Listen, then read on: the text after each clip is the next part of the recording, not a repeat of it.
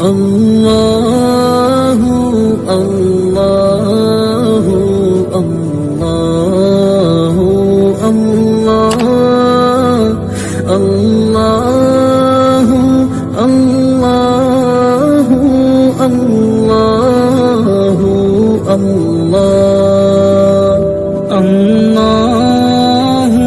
الله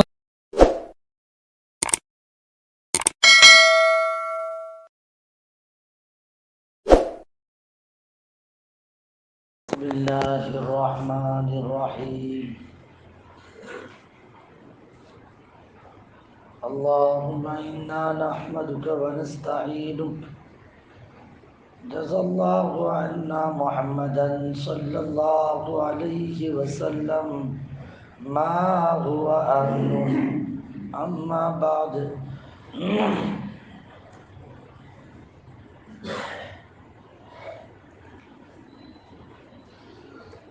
اسلامی تاریخ میں کچھ واقعات بڑے نادر ملتے ہیں. ان واقعات کو سن کر آدمی اچنبے میں پڑ جاتا ہے. دو تین اس طرح کے قصے میں آپ لوگوں کو سنا رہا ہوں. نیشاپور میں ایک بہت بڑے عالم تھے. ان کا نام تھا علامہ ابن نجید. اللہ نے ان کو بہت نوازا تھا، علم سے بھی مال سے. عمرہ کے اندر شہر کے امیروں میں ان کا شمار ہوتا تھا.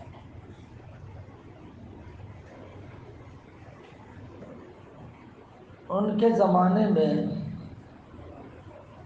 سرحد پر جو مجاہدین تھے، ان مجاہدین کے اوپر کچھ حالات آئے. ایسے حالات آئے کہ جس کی وجہ سے ان لوگوں کو بھوک پیاس وغیرہ نے پریشان کر کے رکھ دیا. ضرورت تھی کہ چندہ کیا جائے اور چندہ کر کے ان تک پہنچایا جائے. تو اس زمانے کے ایک بزرگ تھے جن کا نام تھا ابو عثمان. یہ ابن نجید کے استاذ تھے. انہوں نے اس بات کو دل پہ لیا کہ قوم کی اور وطن کی مدد کرتے ہوئے ہمیں چندے کی اپیل کرنی چاہیے. انہوں نے چندے کی اپیل کی. اپیل کرنے کے بعد جو امید تھی اس امید کے مطابق ملا نہیں. حضرت بہت پریشان ہوئے. تو بیٹھے ہوئے تھے اپنی مجلس میں چندے کے بعد، اور بڑے بڑے مالدار بھی تھے جس میں ابن نجید اپنے شاگرد جو بہت مالدار تھے وہ بھی بیٹھے ہوئے تھے. باتیں ہونے لگی. کسی نے مجاہدین کا تذکرہ چھوڑ دیا اور یہ کہہ دیا کہ سرحد کے اوپر چوکی کرنے والے یہ حضرات بہت پریشان ہیں. یہ سننا ہی تھا کہ ابو عثمان نے زارو قطار رونا شروع کر دیا اور کہنے لگے جی اسی لیے تو میں نے چندے کی اپیل کی تھی، لیکن جیسی توجہ دینی چاہیے اس طرح سے توجہ نہیں ہوئی. بس پھر تو کیا تھا، وہ جو شاگرد تھے ان کی ابن نجید آہستہ سے اٹھے، گھر گئے. گھر جانے کے بعد جو پیسے کی تھیلی تھی اس زمانے کے اعتبار سے 2000 اشرفی سونے کے سکے، تو 2000 اشرفی کی تھیلی اٹھا کے لائے اور استاد محترم کے حوالے کی. جب دیکھا کہ ابن نجید نے اتنا بڑا تعاون پیش کیا تو انہوں نے بہت خوشی کا اظہار کیا. دعائیں دی، دعائیں نہیں بلکہ سب کے سامنے تعریف کی. جب بہت تعریف کی استاد نے تو ابن نجید سے رہا نہیں گیا، اور ابن نجید نے استاد محترم سے یہ کہا استاد جی مجھے ابھی یاد آیا ایک دم، وہ یہ کہ یہ پیسے کی تھیلی لا کر میں نے جو پیش کی تو میں تو اپنی ہر چیز کے اندر اپنی ماں سے مشورہ کرتا ہوں، لیکن اس معاملے میں مشورہ کرنا رہ گیا. لہذا آپ ایک کام کریں، پیسے واپس کر دیں۔ میں ماں سے مشورہ کرتا ہوں، معلوم نہیں وہ دیتی ہے یا نہیں دیتی، وہ ہاں کہتی ہے کہ نہیں کہتی۔ اگر ہاں کہتی ہے تب تو پہنچا دوں گا، اگر نہیں کہتی تو ظاہری بات ہے مجھے معذور رکھے آپ۔ حضرت نے یہ کہا تو انہوں نے بھی، ابو عثمان نے تھیلی واپس کر دی، دیا ہوا ہدیہ واپس کر دیا۔ سمجھا؟ اصل بات یہ تھی کہ وہ یوں چاہتے تھے کہ اخلاص والا کام ہونا چاہیے، ریاکاری والا نہیں۔ بس وہ تھیلی واپس کر لی اور لے کے چل دی۔ اب ظاہری بات ہے، آپ اندازہ لگائیے کہ ایک آدمی کو دیا اور واپس کر لے، واپس لے لیا جائے تو بہت بری چیز ہے نا۔ ہاں، اور اس آدمی کو بہت لگتا بھی ہے۔ بس ابن نجید تو لے کے گھر چل دی۔ اب سارا دن گزر چکا ہے، رات کو آدھی رات کو ابن نجید وہی پیسوں کی تھیلی لے کر استاد جی کے گھر پہ پہنچے، دستک دے دی، دستک دی۔ فرمایا کون؟ آپ کا جو ہے شاگرد ابن نجید۔ اچھا اس وقت؟ فرمایا جی ایک کام کے لیے۔ دروازہ کھولا، فرمایا حضرت لیجئے یہ وہی تھیلی ہے جو لے کے گیا تھا۔ مجھے کوئی واپس لے جانے کا جو ہے ارادہ اور شوق نہیں تھا، لیکن اصل بات ہے کہ سب کے سامنے آپ نے تعریف شروع کر دی تو میرے دل نے اس کو گوارا نہیں کیا۔ میں یہ چاہ رہا تھا کہ میرا کام اللہ واسطے بنا رہے، دنیا واسطے نہیں۔ اللہ واسطے بنا رہے، دنیا واسطے نہیں۔ تو وہ اپنے اس اخلاص کو باقی رکھنے کے لیے میں نے یہ طریقہ اختیار کیا۔ جیسے اللہ والے تھے، سمجھے؟ اللہ اپنے کو بھی ایسا اخلاص عطا فرمائے۔ ہاں، سارا کام اللہ واسطے کرنا چاہیے۔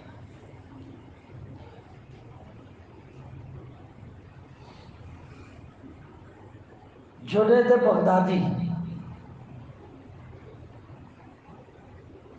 یہ تو شاہی پہلوان تو مشہور ہے، سید کے ساتھ جو ہے اکھاڑے میں، اور سید کے کان میں کہہ دیا جی مجھے تو معلوم ہے آپ کے سامنے تو طفل مکتب چھوٹا سا بچہ ہے، لیکن یہ کہ اگر آپ ہار گئے نا میں جیت گیا تو میرا کام بن جائے گا۔ نہ وہ جان بوجھ کے پھر ہار گئے تھے جنید بغدادی، نہ اسی ہارنے کے نتیجے میں اللہ نے ان کو ولایت کا درجہ عطا فرمایا۔ تو اسی جنید بغدادی کے متعلق ایک بات ہے، ان کے متعلق وہ یوں کہا کرتے تھے میں نے توحید اگر سیکھی ہے، توحید پہلے بات اخلاص کی تھی میں نے، اب میں کہہ رہا ہوں توحید اگر میں نے کہیں پہ سیکھی تو ایک عورت سے سیکھی۔ کسی نے پوچھا حضرت کیسے؟ فرمایا وہ ایسے کہ بھائی جہاں مجھے لوگ صوفی سمجھتے ہیں وہیں عالم بھی ہوں، لوگ مسائل پوچھنے کے لیے بھی آتے ہیں۔ ایک مرتبہ ایک عورت آئی، پردے میں تھی، اور آ کر کہنے لگی حضرت معلوم نہیں میرے شوہر کو کوئی بھوت سوار ہوا ہے۔ کہا کیا؟ کہا دوسری شادی کا شوق۔ دوسری شادی کا شوق ہوتا ہے نا بعض لوگوں کو، جی۔ تو حضرت نے فرمایا بھائی اس میں کیا بات ہوئی، یہ تو جائز ہے، قرآن کہتا ہے۔ اللہ نے فرمایا، کیا فرمایا کہ مثنی وثلاث ورباع، ارے عورتوں میں سے جتنی چاہے تم شادی کر لو، ایک نہیں، دو دو، تین تین، چار چار، فانکحوا ما طاب لکم من النساء مثنی وثلاث ورباع۔ سمجھ رہا؟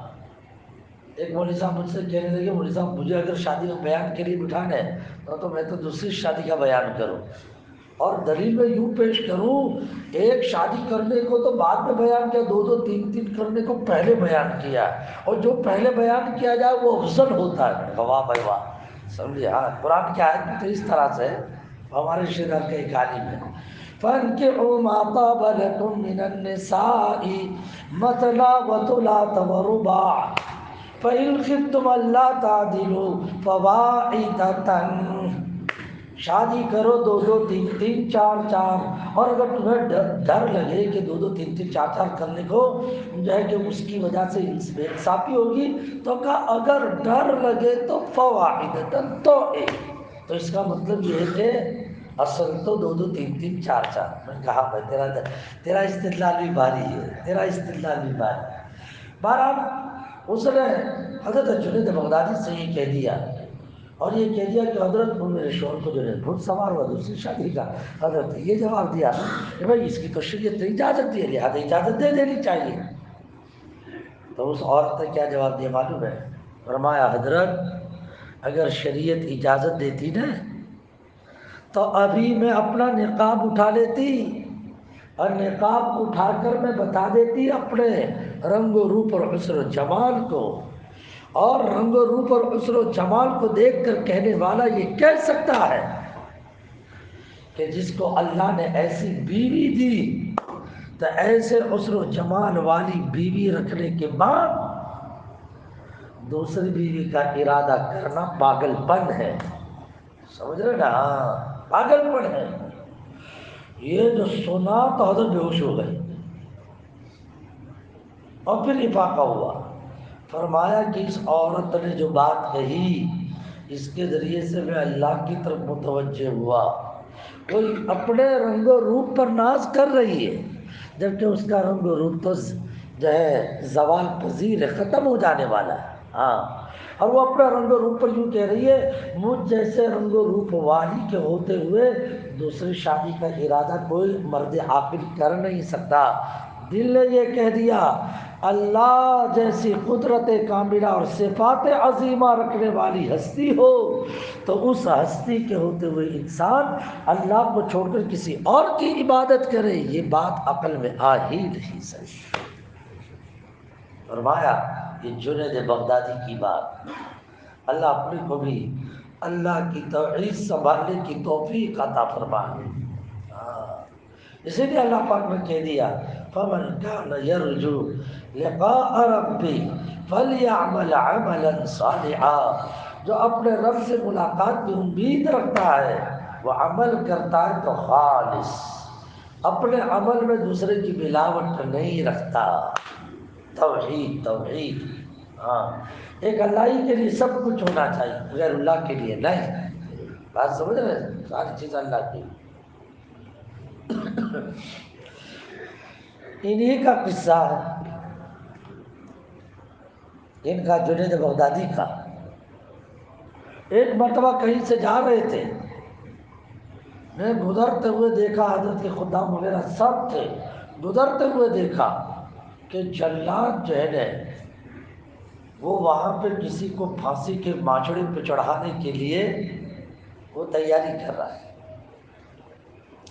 وہ ایک چور تھا، بار بار اس نے چوری کی، کئی مرتبہ جو ہے حکومت نے اس کو معاف کر دیا لیکن اس کے باوجود اس سدھرنے کا نام نہیں. تو اس کو جو ہے اوپر کو چڑھایا جا رہا تھا. جنید بغدادی نے جب یہ دیکھا، جنید تو ظاہری بات ہے پورے بغداد میں سب سے بڑے بزرگ، فرمایا بھائی بھائی ٹھہرو ٹھہرو ٹھہرو ٹھہرو ٹھہرو ٹھہرو. فرمایا بھائی یہ اتنے بڑے بزرگ معلوم نہیں کیا کرنا چاہتے ہیں. فرمایا میرا اس سے ایک کام ہے. نے گئے، نے جانے کے بعد جلاد سے پہلے پوچھا بھائی کیا ہے؟